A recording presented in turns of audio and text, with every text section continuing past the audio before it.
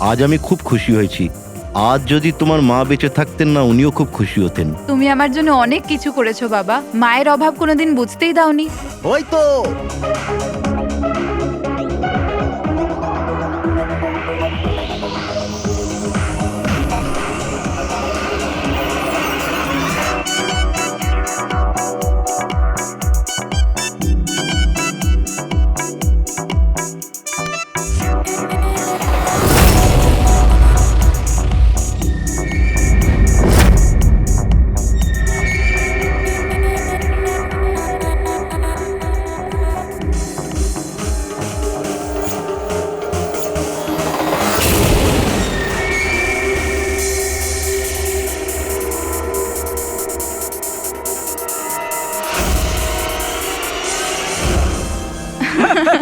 কি যে বলো। এক্সকিউজ মি, ইয়েস, বিয়ের জন্য শুভেচ্ছা। Thank you so much. আপনার পরিচয়? আপনাকেও। Thank you. চিরাগ, আরে মিউজিক বন্ধ করো। বাবা বাবু, কি চিরাগ, কে করেছে এমন? বাবা ও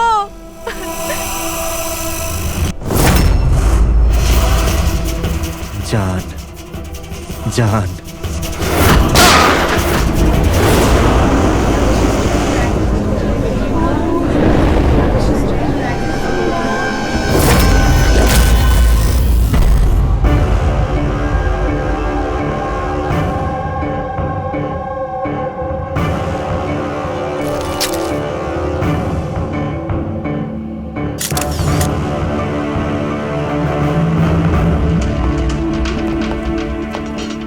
হ্যাঁ ফ্রেডি, স্যার, খুনটা এই করেছে আর নিজে আত্মহত্যা করেছে। আমি দুজনের বডি ফরেন্সিক ল্যাবে পাঠিয়ে দিয়েছি। জানতে পারলে সে কে? না স্যার, না আইডি পেয়েছি, না পার্স পেয়েছি, না মোবাইল। পাওয়া গেছে শুধু বন্দুক। ঠিক আছে, বন্দুক আঙুলের ছাপ তো পাওয়া যাবে। যদি সে পেশাদার খুনি হয় তাহলে আমাদের ক্রিমিনাল ডেটাবেসে পেয়েই যাব।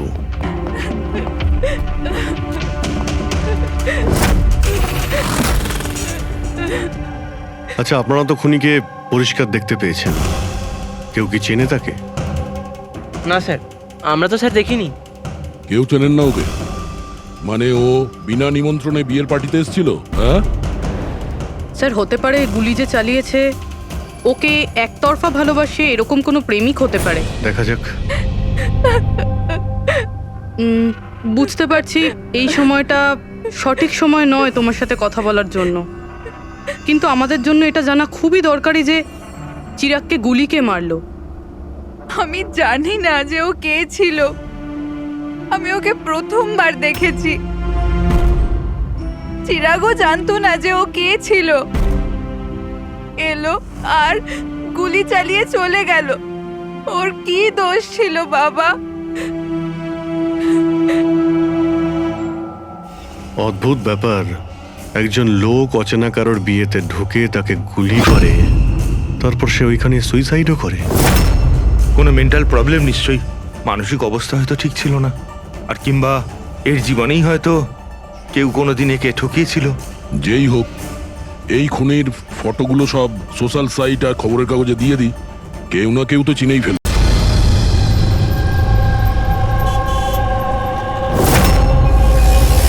কিন্তু তন্ময় এমন কেন করবে? পুনা থেকে মুম্বাই গিয়ে, তাও কোনো অজানা মানুষের বিয়েতে। এই কেনর উত্তর তো আমরাও খুঁজে বেড়াচ্ছি। আচ্ছা, আপনারা ওকে শেষবার কখন দেখেছেন? কাল সকালেই দেখেছিলাম, যখন ও কলেজের জন্য বেরিয়েছিল।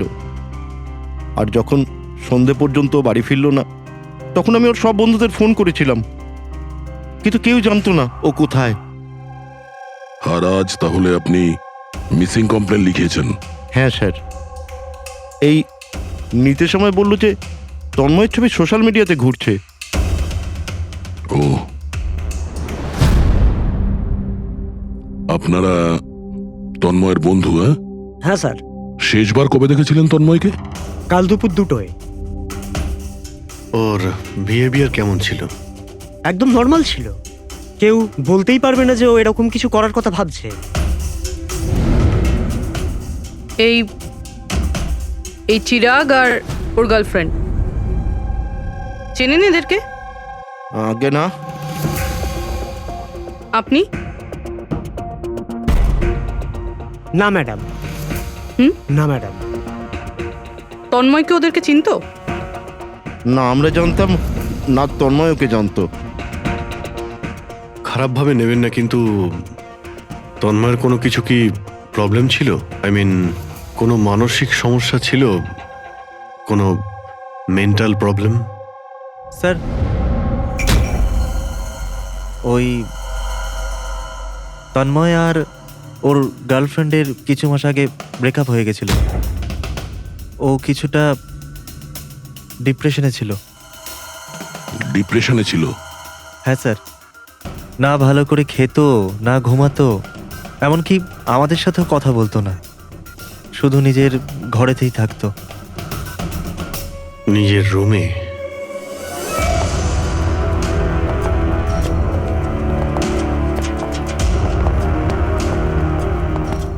আপনারা এখানেই দাঁড়ান।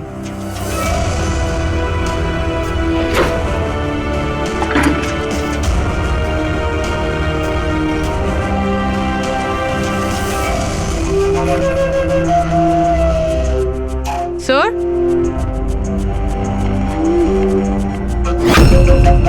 এটা কিসের চিহ্ন? আপনারা একটু ভেতরে আসুন।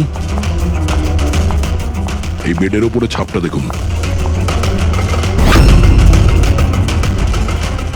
আমি জানি না স্যার, আগে কোনোদিন দেখিনি এই চিহ্ন।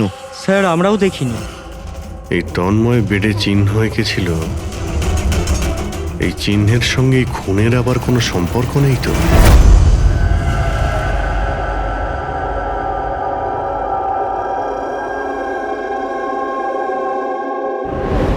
স্যার, ইন্টারনেটে চেক করেছি আর লাইব্রেরিতে গিয়ে অনেক বইয়ের মধ্যেও দেখলাম, কিন্তু এই চিহ্নটার ব্যাপারে কিছু জানতেই পারলাম না স্যার। এটা যাই হোক না কেন, কিন্তু আমাদের কাছে এটা গুরুত্বপূর্ণ। এই তন্ময় কলেজ স্টুডেন্ট, কোনো অচেনা শহরে গিয়েছে আর ওখানে কোনো অপরিচিত লোকের প্রাণ নেয় আর ও নিজে আত্মহত্যা করে, অথচ এই সব কিছুর পেছনে কোনো কারণ জানা যায়নি, কিচ্ছু না। না, এই ধাঁধার উত্তর এই চিহ্নটার মধ্যেই আছে। স্যার, হ্যাঁ, স্যার আমি তন্ময়ের ল্যাপটপটা চেক করেছি। কি পেয়েছো? স্যার নিশানের ব্যাপার তো ছেড়ে দিন, এই ল্যাপটপটাতে তো কিছুই নেই। কি?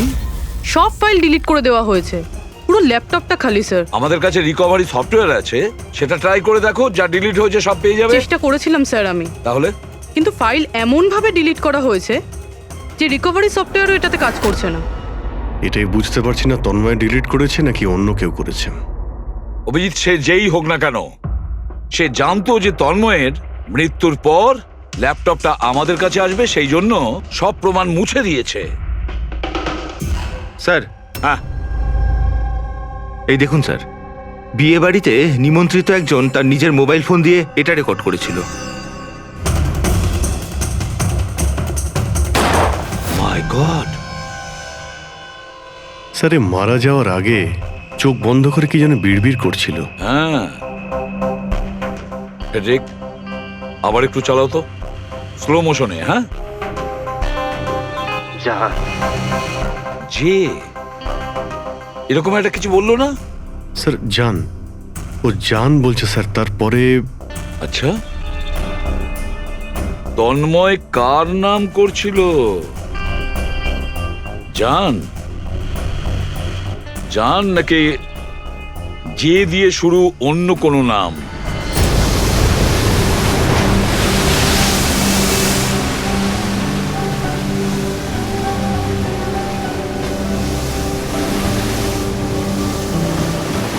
আরে আমরা কতদিন বাদে ঘুরতে বেরোলাম বল।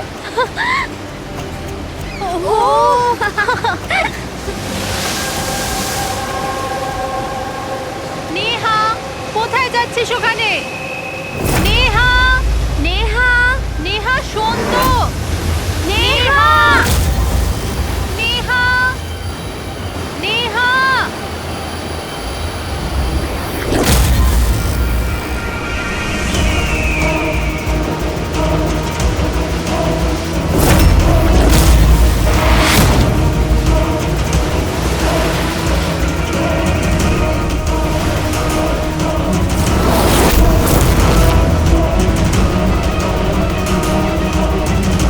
নেহা, আপনি আমাকে চেনেন?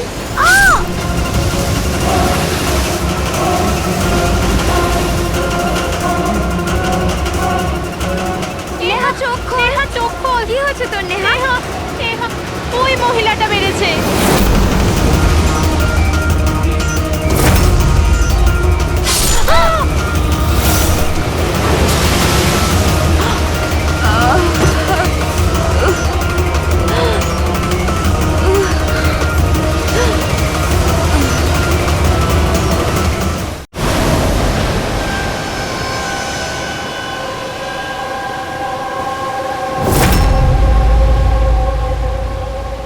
পঙ্কজ, ওই দিকটা চেক করো।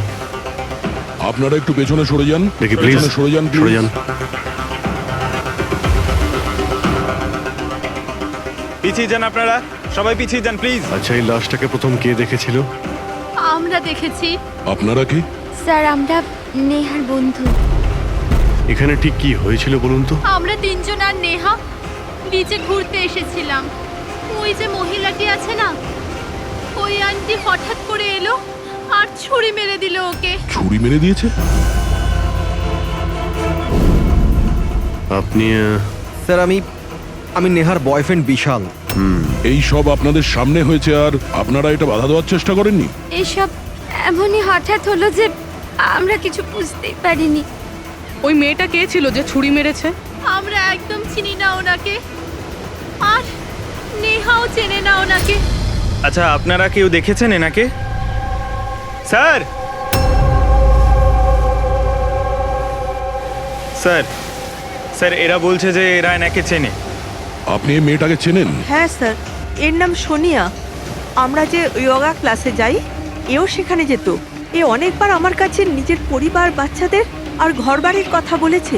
অদ্ভুত ব্যাপার তো। একজন গৃহবধূ কাউকে খুন কেন করবে? সেটাও আবার দিনে দুপুরে, এতগুলো লোকের সামনে। তারপর নিজে ছুরি দিয়ে প্রাণ দিয়ে দিয়েছে। স্যার, এই কেসটা তো অনেকটাই তন্ময়ের কেসটার মতনই লাগছে। হ্যাঁ, সিমিলারিটি আছে, কিন্তু দুটো কেসের মধ্যে কোনো সম্পর্ক আছে কিনা সেটা পরেই জানতে পারা যাবে। আচ্ছা, এখানে বিচে আসার আগে কিংবা খুন করার আগে কেউ সোনিয়াকে দেখেছিলেন? হ্যাঁ স্যার, আমি এখানে হাঁটাচলা করছিলাম, আমি ওই মহিলাকে দেখেছিলাম। ওর হাতে কিছু ছিল যেটা কেউ বারবার দেখছিল। ওনার হাতে কি ছিল? স্যার, ওটা আমি পরিষ্কার করে দেখতে পাইনি। স্যার, বডির কাছে তো কিছুই পাইনি। হয়তো অ্যাটাক করার সময় কোথাও পড়ে গেছে, হয়তো কোথাও ফেলে দিয়েছে বা কোথাও লুকিয়ে রেখেছে। ডাস্টবিনটা একবার দেখিনি।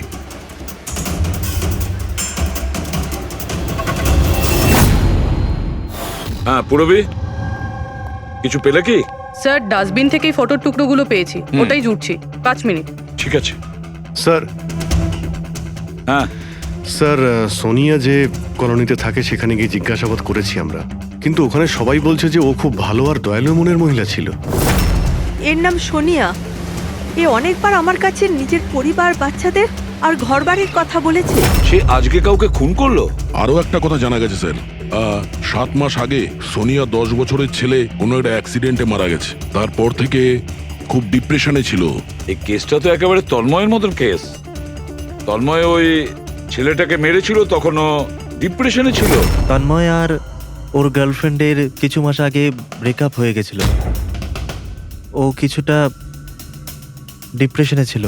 আর স্যার, সোনিয়ার যে ল্যাপটপ ছিল সেটা তন্ময়ের ল্যাপটপের মতো একদম খালি রয়েছে। বোঝো স্যার, এটা তো একদমই হতে পারে না যে দুজন সাধারণ মানুষ খুন করে আবার আত্মহত্যাও করে নিয়েছে। দুটো কেসের মধ্যে কোনো না কোনো সম্পর্ক তো নিশ্চয়ই আছে। হ্যাঁ স্যার, হ্যাঁ স্যার জুড়ে গেছে স্যার। নেহার ছবি এটা। মানে সোনিয়া নেহার ফটো দেখছিল বিচে বসে। এটার একটাই মানে দাঁড়ায় যে সোনিয়া নেহাকে আগে থেকে চিনতো না। তার মানে ও আগে কখনো নেহাকে দেখেইনি। তার মানে স্যার, এই সোনিয়া নেহার খুনটা অন্য কারোর কথা শুনে করেছিল। কিন্তু স্যার, কেউ মিডল ক্লাস বাড়ির একটা মেয়েকে মেরে ফেলার জন্য কন্ট্রাক্ট কেন দিতে যাবে? সেটাই তো বুঝে উঠতে পারছি না।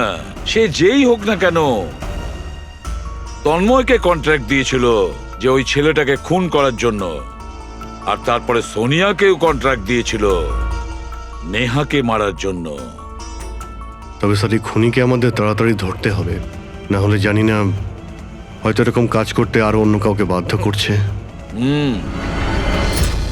খুব মন দিয়ে দেখো এই ফটোটা, এই ফ্রেমটা দেখতে পাচ্ছো? আরে হ্যাঁ স্যার, ফটোটা ক্রপ করা হয়েছে নাকি? হ্যাঁ ফ্রেডি, এই যে বর্ডারটা দেখছো এটা ফটো ফ্রেম। অন্য কোনো ফ্রেম থেকে জুম করে এই ফটোটা তোলা হয়েছে। এই যে এই মাঝখানে কাঁচের রিফ্লেকশনও আছে। তার মানে কেউ এই ফটো ফ্রেম থেকে ছবি তুলে এই ফটো সোনিয়াকে দিয়েছিল। আর নেহার এই ফটো ফ্রেম হয়তো ওর পরিবারের কারো কাছে থাকবে, না হলে ওর বিশেষ কোনো বন্ধুর কাছে।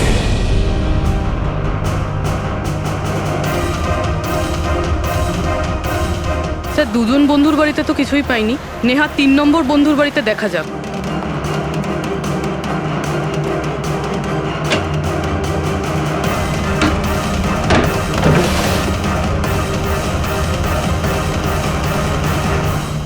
স্যার? হ্যাঁ পুরবি, স্যার এটা তো সেই ছবিটা। কারেক্ট। ওই ছবিটা বের করো তো।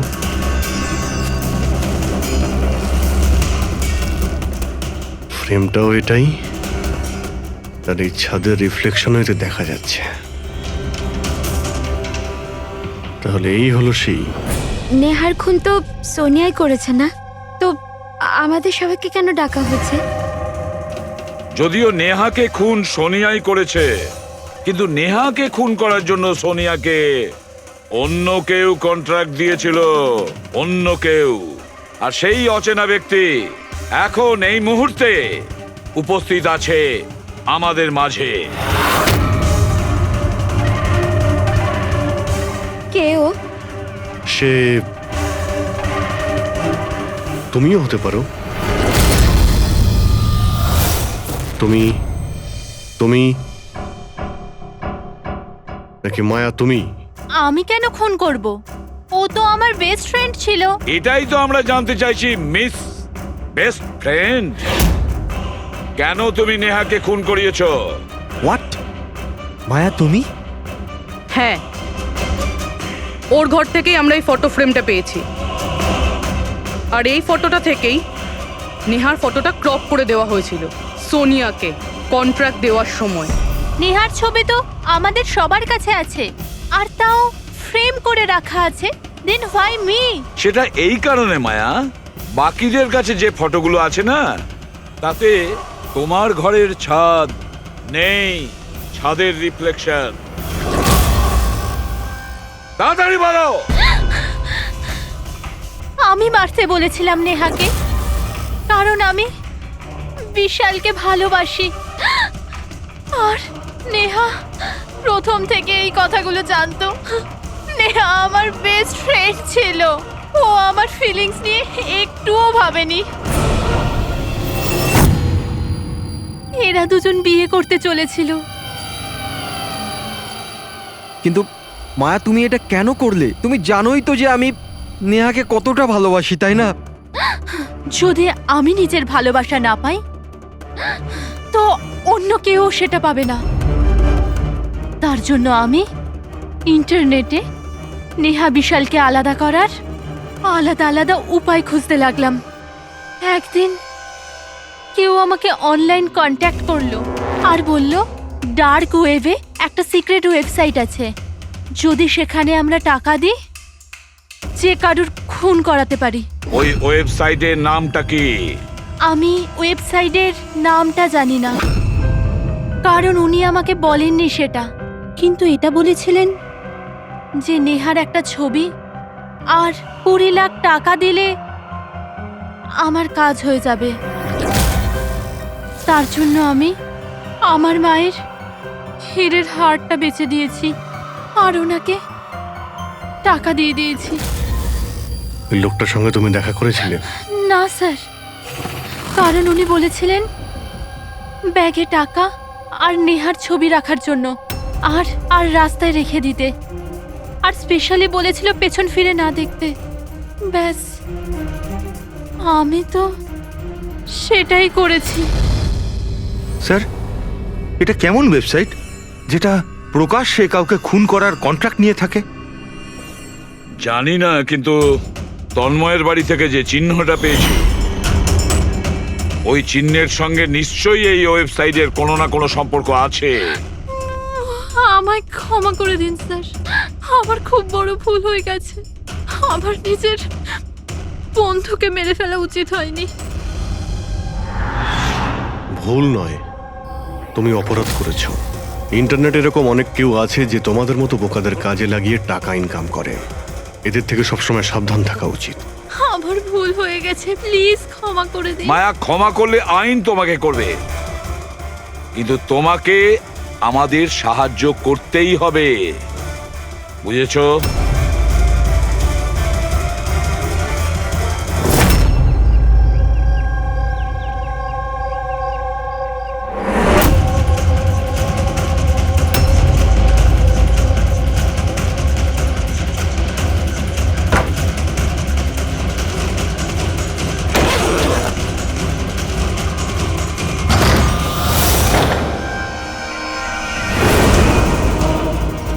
তোমার কি মনে হলো এই পুরো টাকা একাই খরচা করবে? হ্যাঁ, সিআইডি এখানে? এটা আমাদেরই প্ল্যান ছিল, তোমাদের মতো লোকেদের কাছে পৌঁছানোর জন্য।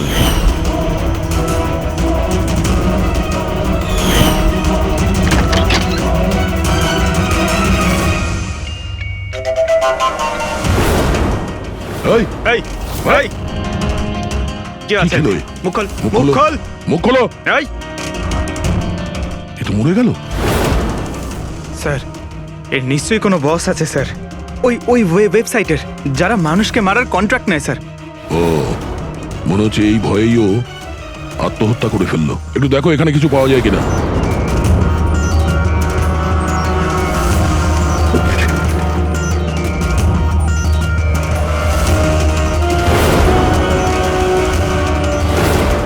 স্যার, হ্যাঁ, এর কম্পিউটারে কতগুলো নামের লিস্ট রয়েছে।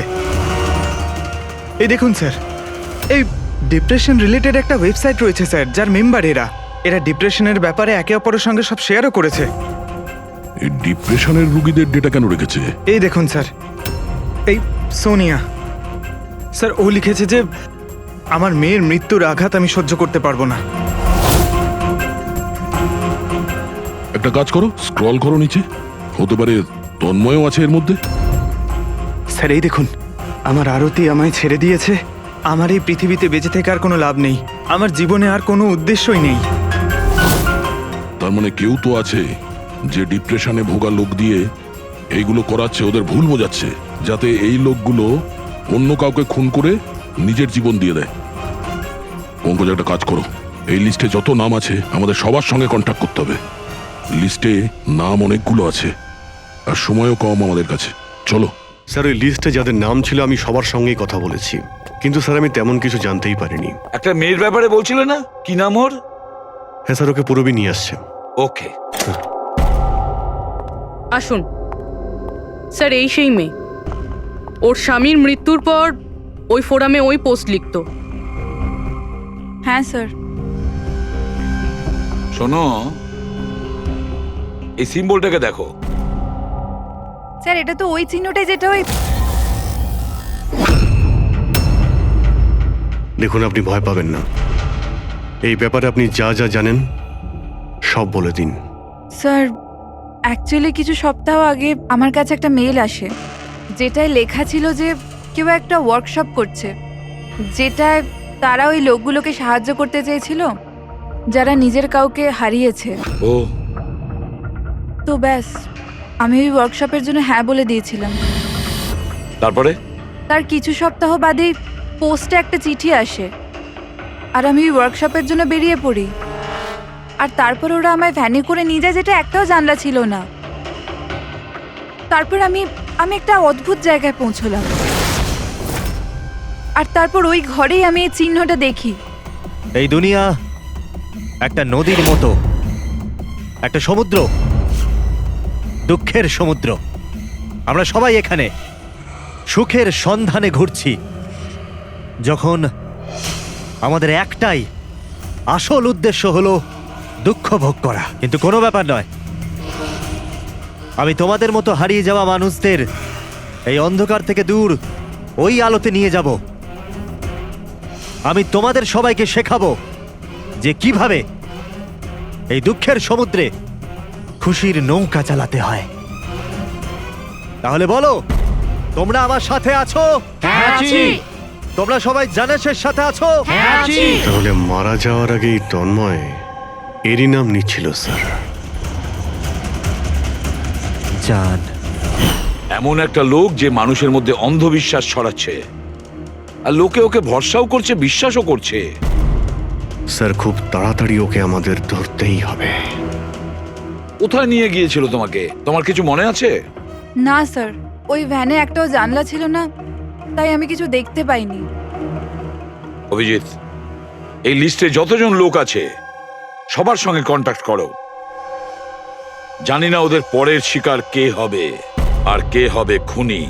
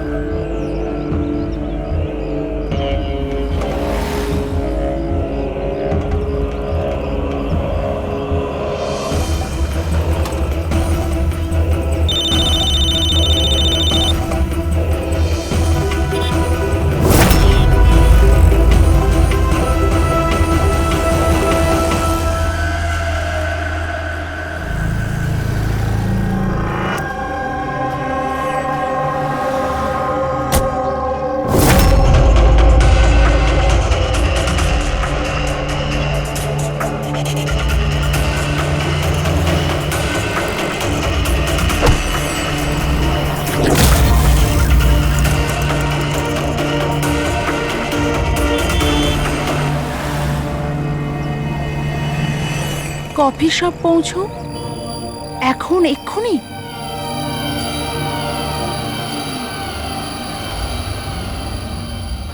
আচ্ছা, ওরা তোমায় কোথায় নিয়ে গিয়েছিল, কত দূরে, কোথায়, কিছু কিছু মনে আছে তোমার? এত সপ্তাহ হয়ে গেছে যে আমার কিছুই ভালো করে মনে নেই। কিন্তু তোমার কিছু তো মনে আছে। ওখানে যেতে কতটা সময় লেগেছিল? আই থিঙ্ক আধ বা 1 ঘন্টা অ্যাপ্রক্সিমেটলি লেগেছিল। ও সরি সরি।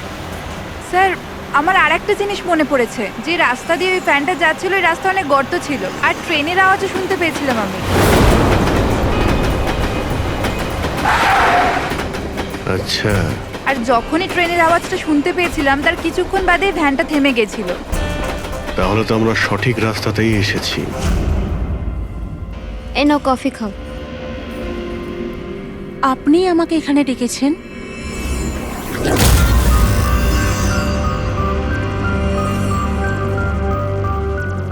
কি হলো?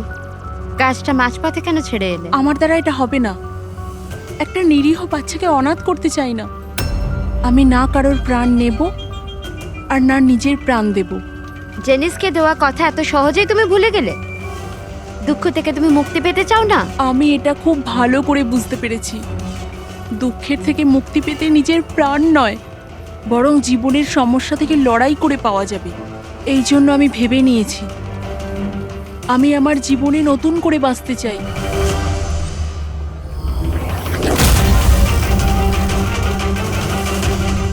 কেন নয়? জেনিসে তো এটাই বলতে চেয়েছিল যে সব মানুষের নিজের জীবনে নিজে চলার মতো অধিকার আছে। আমি তোমাকে টাকা দেব, একটা একটা নতুন শহরে নতুন জীবন শুরু করার জন্য। সত্যি থ্যাংক ইউ সো মাচ। শুধু থ্যাংক ইউ এ কাজ চলবে না, তোমার আমাকে কফিও খাওয়াতে হবে। আমি তোমাকে কফি খাওয়ালাম না, এবার তোমার পালা। কেন নয়? Waiter, yes ma'am. একটা coffee. Sorry ma'am, self service. Okay sorry, counter কোথায়? Okay thank you. You are welcome. আমি এক্ষুনি কফি নিয়ে আসছি। আমার স্পেশাল কফি চাই, 2 স্পুন চিনি আর হাফ স্পুন কফির সাথে। শিওর।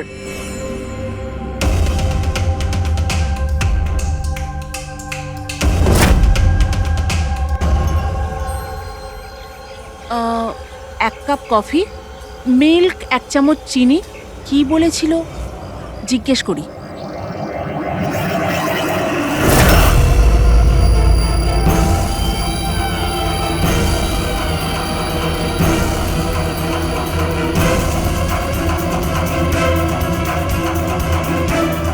এটা কি মেশাচ্ছে আমার কফিতে?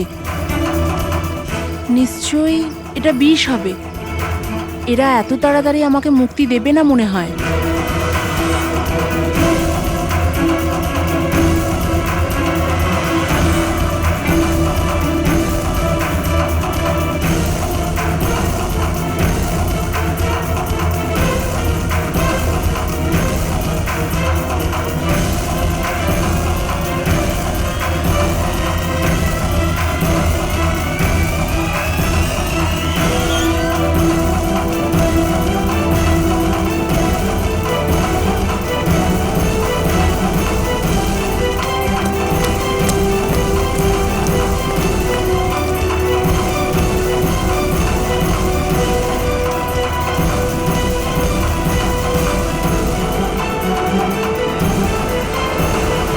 হ্যালো, একটা খারাপ খবর আছে, মিশন ফেল হয়ে গেছে। ওই মেয়েটা পালিয়ে গেছে। কোনো ব্যাপার নয়, দুনিয়াটা এত বড় নয় যে কেউ জানাসের হাত থেকে পালাবে। সবাইকে কাজে লাগিয়ে দাও, প্রত্যেককে মেসেজের সাথে একটা করে ফটো পাঠিয়ে দাও। আর হ্যাঁ, 1 ঘন্টার মধ্যে আমি ভালো খবর শুনতে চাই। খারাপ খবর নয়, অনন্যার মৃত্যুর ভালো খবর। স্যার, এই রেলওয়ে ট্র্যাক্সের কাছে তো এটাই শেষ জায়গা। বেশিরভাগ সময় শেষ জায়গাতেই সাফল্য পাওয়া যায় Purabi.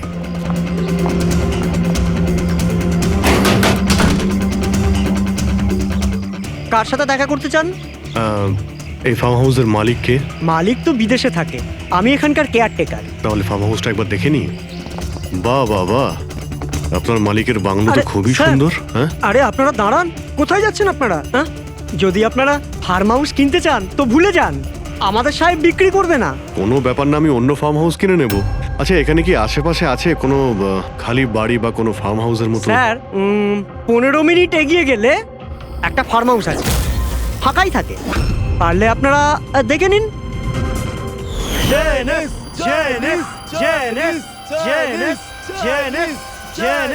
Thank you. Sir, sir এটাই ওই জায়গা। এই লোকটা ওই রিংটাই পড়ে আছে।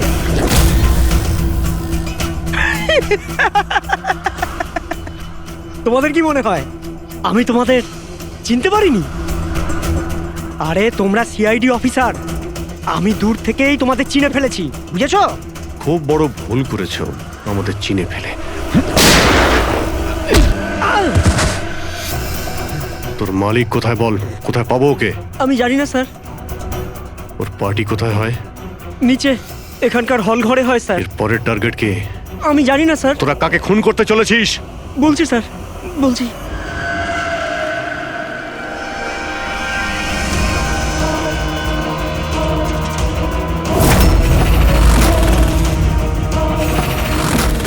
কোথায় লুকোবো আমি ওদের থেকে? কোথায় যাব আমি? ফোনটাও এখনই বন্ধ হলো। কি করব আমি? ভিড়ের মধ্যে চলে যাই, তখনই বাঁচবো আমি।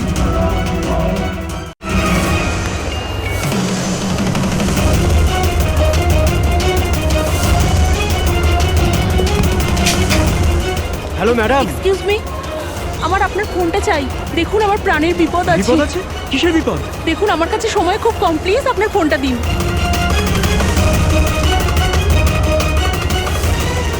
ফোনটা তোলো।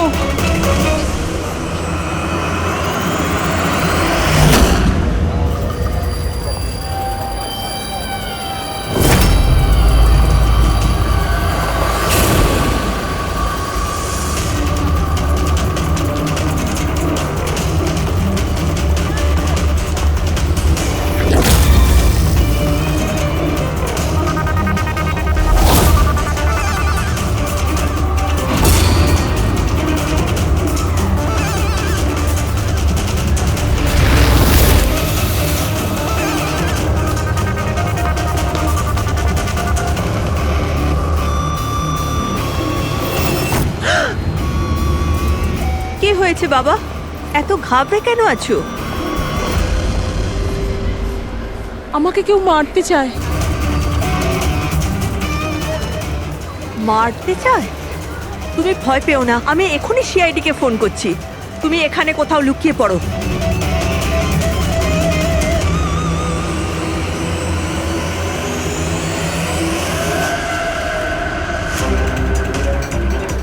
Sir sir sir sir sir আমি আপনাদের ফোন করেছিলাম। এই মেয়েটাই ছিল? হ্যাঁ স্যার, এই মেয়েটাই ছিল। মেয়েটা কোথায়? স্যার একটু আগে তো এখানেই ছিল, এখন জানি না কোথায় গেল। Thank you. হ্যাঁ। চলো আমরা খুঁজে দেখি।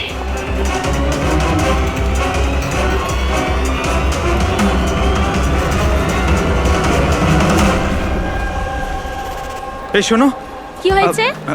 সরি, আপনি এই মেয়েটাকে দেখেছেন? আপনি কে? আরে বাবা, আমি সিআইডি অফিসার। দেখেছেন আপনি ওকে? একটু ভালো করে দেখুন। না।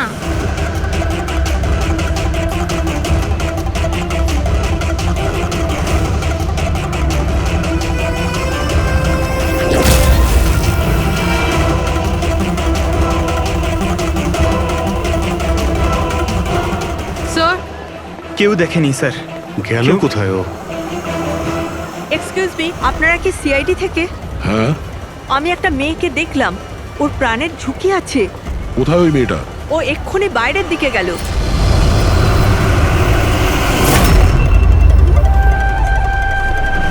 আমি তো এখানে। উনি সিআইডি কে বাইরে কেন পাঠাচ্ছেন? স্যার,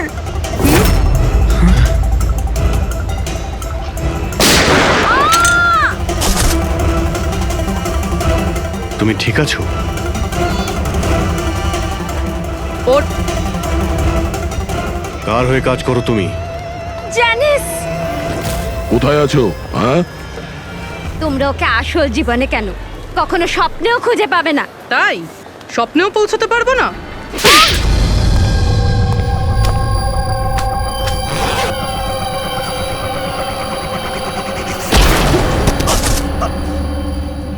আরে স্যার, আপনি যাচ্ছেন কোথায়? হ্যাঁ, আপনার সঙ্গে আমরা দেখা করতে এসেছি আর আপনি চলে যাচ্ছেন? বলুন না, দুঃখের চিকিৎসা কি? দুঃখের চিকিৎসা মেকআপ সরিয়ে আসল চেহারাতে ফিরে আসা। কি ঠিক বললাম তো? খুব ভালো অ্যাক্টিং করো তো বন্ধু তুমি। হ্যাঁ, তোমার তো বেস্ট অ্যাক্টর অ্যাওয়ার্ড পাওয়া উচিত। একজন কলেজ স্টুডেন্ট হয়েও তুমি বুড়োর এত ভালো অ্যাক্টিং করছো। ঠিক বলছি তো মিস্টার আমান?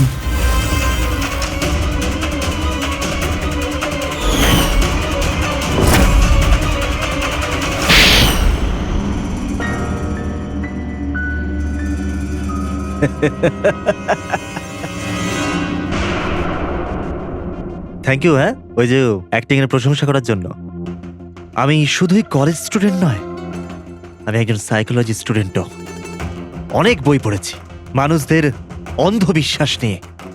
হ্যাঁ, তো ওদের স্রেফ ওটাই শোনাও যা ওরা শুনতে চায়। ব্যাস ব্যাস, একবার ওদের দুর্বল জায়গা হাতে চলে আসলে না, ওদের দিয়ে সবকিছু করানো মুশকিল নয়। ওগুলো আমরা সব জানি, কিন্তু তুমি ওদের দিয়ে কাউকে খুন কি করে করালে আর পরে আত্মহত্যাও করলো? এটা বেশি মুশকিল ছিল না।